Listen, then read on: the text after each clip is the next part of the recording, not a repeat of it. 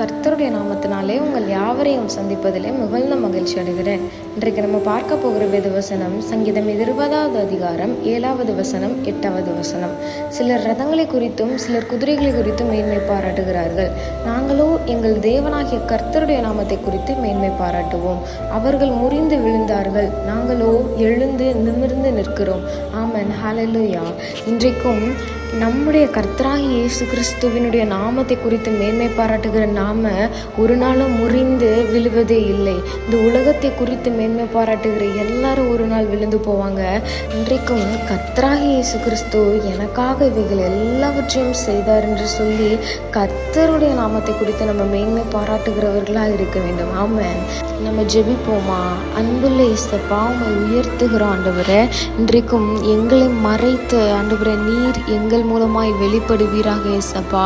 தகப்பனே, இந்த உலகத்தை குறித்து அல்ல ஆண்டவரே, உம்மை குறித்து நாங்கள் மேன்மை பாராட்டுகிறோம் இயேசப்பா.